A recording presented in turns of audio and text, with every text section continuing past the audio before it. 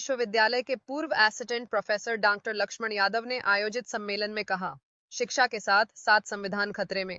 भागलपुर नाथनगर स्थित जैन धर्मशाला में शिक्षा बचाओ संविधान बचाओ सम्मेलन का आयोजन किया गया, जहां दिल्ली विश्वविद्यालय के पूर्व assistant professor doctor Lakshman Yadav, Bihar विधानसभा के पूर्व अध्यक्ष उदय नारायण चौधरी मुख्य वक्ता के रूप में पहुंचे थे। वहीं शिक्षा बचाओ संविधान बचाओ सम्मेलन में भागलपुर जिले से काफी संख्या में शिक्षक, विद्वत, शिक्षाविद लोगों ने कार्यक्रम में हिस्सा लिया। इस दौरान दिल्ली विश्वविद्यालय के पूर्व assistant professor doctor Lakshman Yadav ने कहा कि शिक्षा और संविधान खतरे में है। भारत के संविधान को जो बिहार के मानने वाले लोग हैं, जो शिक्षा की अहमियत को जानते हैं, वो एक ऐसा भारत बनाना चाहते हैं जिससे हर हाथ को कलम और किताब मिले। लेकिन मौजूदा दौर में एक नई शिक्षा नीति के नाम पर शिक्षा को बेची जा रही है, गरीब के हाथों से शिक्षा छीनी जा रही है। ऐसे में शिक्षा को बचाना देश को बचाने का सवाल है। संविधान जिससे देश चलता है वह खतरे में है। राजनीतिक रूप से संविधान को कमजोर कर उन तबकों के हकमरी को सुनिश्चित करने की साजिश की जा रही है, वहीं जिनको संविधान ने अधिकार, सम्मान और अवसर दिया है, ऐसे संविधान को बचाना इस देश के 90% आम आवाम का कर्तव्य है। संविधान शिक्षा बचेगी तो आने वाली पीढ़ियां भी बचेगा।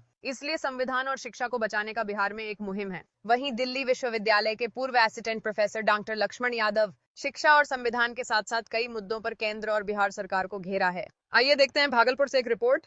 मैं डॉक्टर लक्ष्मण यादव दिल्ली से चलकर आया हूँ भागलपुर में, और आज यहाँ पर शिक्षा बचाओ संविधान बचाओ सम्मेलन हो रहा है।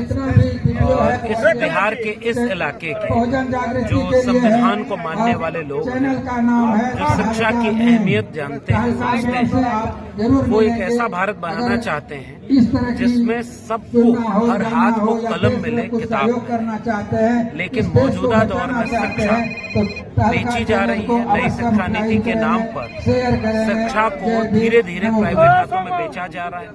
सरकार शिक्षा से अपना हाथ खींच रही है, गरीब कमजोर के हाथ से शिक्षा छीन ली जा रही है। ऐसे में शिक्षा को बचाना देश को बचाने का सवाल है। संविधान जिससे देश चलता है वो भी खतरे में है। राजनीतिक रूप से संविधान को कमजोर करके उन तबकों के हकमारी को और सुनिश्चित करने की साजिश की जा रही है जिनको संविधान ने अधिकार दिया, जिनको संविधान ने अवसर दिया, जिनको संविधान ने सम्मान दिया। इसलिए संविधान को बचाना इस देश के 90% कमेरा आवाम को बचाना है। संविधान और शिक्षा बचेगी तो आने वाली पीढ़ियों का भविष्य बचेगा। वो सोचेंगे, समझेंगे सही क्या है, गलत क्या है, उन्हें कौन से सवालों पर बात करनी चाहिए और कौन से सवालों पर बात नहीं करनी चाहिए। इसलिए इस देश का सबसे जरूरी सवाल शिक्षा और संविधान का सवाल है। इसलिए आज भागलपुर में ये जो सम्मेलन हो रहा है, बहुजन समाज के, वंचित शोषित समाज के, समाजवादी, अम्बेडकरवादी, संविधानवादी लोग एकजुट होकर के सम्मेलन कर रहे हैं और उम्मीद करते हैं कि पूरे बिहार में शिक्षा और संविधान की इस बचाने की मुहिम को ले जाने की और बिहार के बाद पूरे देश को बचाने की कोशिश जारी रहेगी। मौजूदा सरकार को अब अपने पहले के वादों पर, चुनाव में जो घोषणाएं की थी, 20 साल का सरकार रहा, इसका जवाब जनता के सवालों के साथ देना पड़ेगा। बिहार में चुनाव भी है। बिहार में चुनाव जो हो रहा है, मुझे लगता है कि वो इस बात को सुनिश्चित करेगा कि बिहार सांप्रदायिकता की आग में वापस जलेगा क्या, बिहार 90 के पहले जो सामाजिक अन्याय की, गैर बराबरी की खाई बनी हुई थी, क्या उस दिशा में आगे बढ़ेगा, या एक नया बिहार बनेगा जो नौकरी की बात करेगा, पढ़ाई की बात करेगा, कमाई की बात करेगा, दवाई की बात करेगा।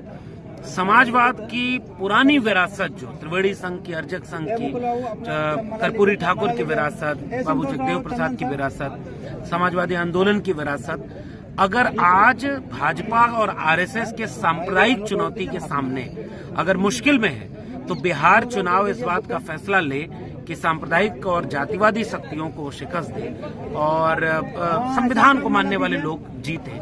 ऐसी हम कामना करते हैं। देखिए, अभी तो सरकार की हालत ये है कि पिछले 10 साल में केंद्र सरकार ने 5.5% जीडीपी का जो शिक्षा बजट था उसको घटा के 2.34% कर दिया। तो शिक्षा का बजट घटाया जा रहा है, शिक्षा के विश्वविद्यालय कमजोर किया जा रहा है। यहाँ बीजेपी और जेडीयू की सरकार है और बिहार के विश्वविद्यालयों में कई महीनों से सैलरी नहीं मिलती है। स्कूल जो सरकारी थे वो बिहार ही नहीं पूरे देश में बंद किए जा रहे हैं। ये नई शिक्षा नीति है।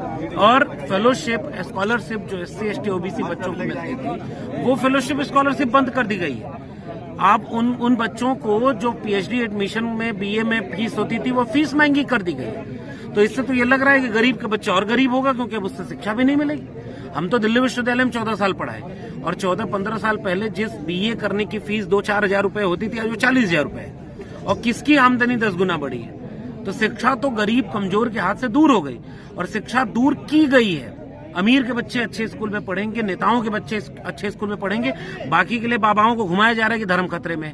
शिक्षा जब रहेगी तब लोग जागरूक होंगे कि खतरे में क्या है, धर्म और ये सब चीजें खतरे में नहीं है, खतरे में देश का संविधान है। इसलिए शिक्षा बचाना इस देश को बचाना है, शिक्षा बचाना आने वाली पीढ़ियों को बचाना है। इसलिए सम्मेलन एक मील का पत्थर साबित होगा।